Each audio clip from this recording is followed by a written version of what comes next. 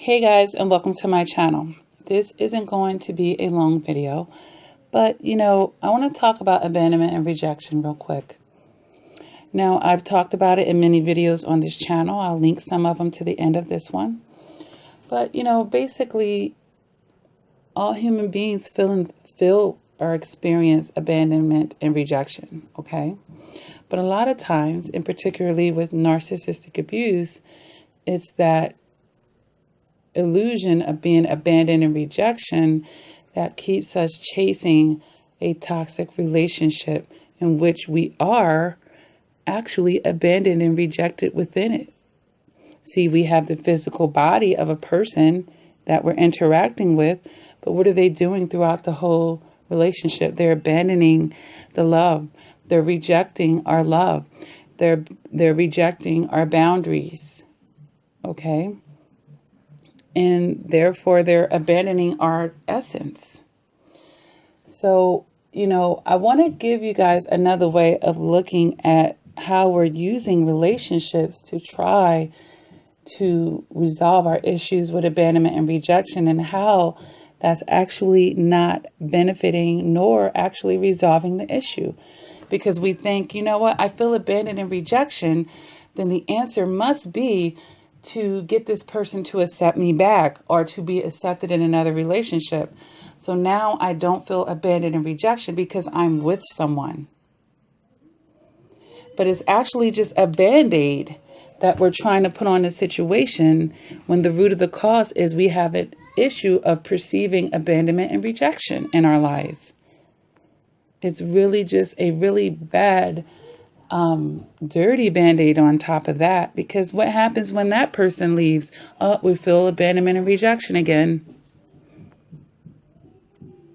So really it's our ideas and our concepts around the thought of what being abandoned and rejected is.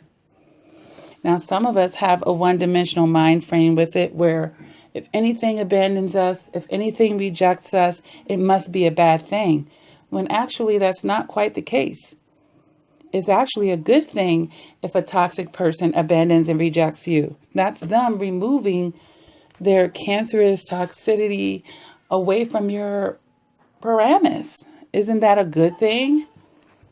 And if we're truly not equally yoked with someone, they're going to be abandoning and rejecting us, as we're going to be abandoning and rejecting them. So everything ain't for everything. So there are actually some instances where a closed door, an abandonment or rejection of a situation is actually a good thing, guys. All right. Someone could say, you know what, because that job rejected me and turned me down, I ended up over here. Or because I was turned down for that mortgage offer, it led me to a better house. Or because, there was a delay in this or something else came in its place. So, there are many instances where we can see where the abandonment and rejection is good for us. And anything that's not really for us, that abandons and rejects us, is actually doing us a favor. So if we get out of the one-dimensional thinking of, abandonment and rejection is automatically a bad thing. No, it's not. So if this person isn't really for me, if this person doesn't really care about me, if this person doesn't really love me, I want them to abandon and reject me. That's so much better than leading me on, isn't it? But what we have with the narcissist is, sometimes they're indirectly doing it. But we have to have the emotional maturity to see all types of levels of abandonment and rejection. Maybe they didn't break up with you, or maybe they did discard you, but now they're trying to start another love bomb here. But we could see that they're actually rejecting true intimacy. See, that's where we have to increase our emotional maturity, guys. All right? And learn how to have healthy perceptions and mind the stories that we're telling ourselves. All right, because if our abandonment and rejection issues is only resolved if we're in the company of someone else, what's going to happen is people continue to come and go in our lives. The issue still remains. So now we got to get to the root of it, and that's how we're actually defining it and how we're actually perceiving it And if we're one-dimensional and thinking it's always going to be this bad thing, no, seasons end, new seasons begin, chapters end, new chapters begin. Most people are temporary in our lives, but this goes for people, places, and things, guys. So we have to really mind and start reprogramming. Oftentimes, and many of us need to reprogram how we're actually even defining a rejection and an abandonment. And if we're always just looking at it as something as negative, and then actually getting to the root cause of it. Is it because you're getting your self-worth and your self-value and your self-esteem based off of the success of an external relationship outside of yourself? Or there's a reason why the word self goes before esteem. The word self goes before worth. Because you're supposed to be defining that yourself, not other people and their opinions. Because people are always going to have something to say, guys, and you have to learn this about human nature. And the more you step out of resistance and accept that fact, the less you're going to be moved by what somebody else thinks about your personal experience and feelings and thoughts. All you're going to know at that point is either you value them or you don't. And if you don't value them, I'm happy to step out of your path. I'm happy to be disconnected from you. I don't need your acceptance. I don't need your approval. I don't need to convince you. I don't need any of that. Either you're ordained to be in my life or you're not.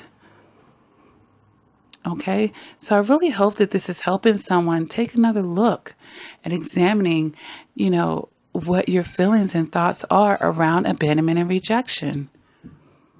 And if you're giving yourself this false sense of security by thinking, oh, well, because I'm in a relationship, or I'm able to reconcile that external relationship, I'm not feeling it anymore. But what happens when that person leaves? You're re-triggered.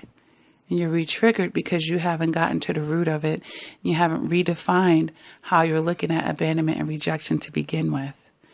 You haven't detached from how other people are treating me versus how I treat myself, how other people see me versus how I see myself, what other people's opinions are versus what I know and what my truth is. All right, guys. So let's take a deeper look at these areas because it's what's making us vulnerable in these toxic relationships, guys. All right. This is a part of everybody's shadow work at some level. And, we have to get that emotional maturity to know the difference and to know how to perceive a rejection and an abandonment. Get it bullet tight. Build that shield around you. No matter who walks out of your life, you're going to be just fine. Because if you are the basis of your stability, if you are the basis of your happiness, if you are the basis of the peace of mind that you have in your relationship with yourself and throughout life, no one can take that from you.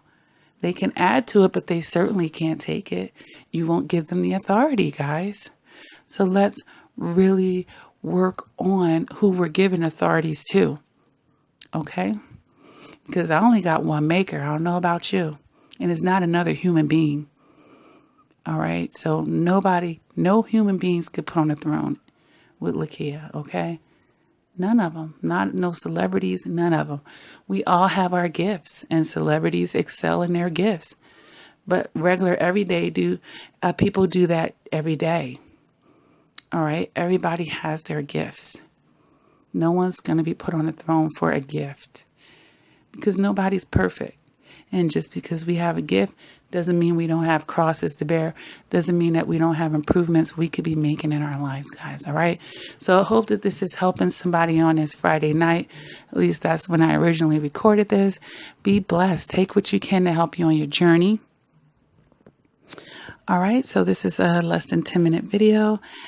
And I hope that this has helped someone again. Thank you guys for all the support and love.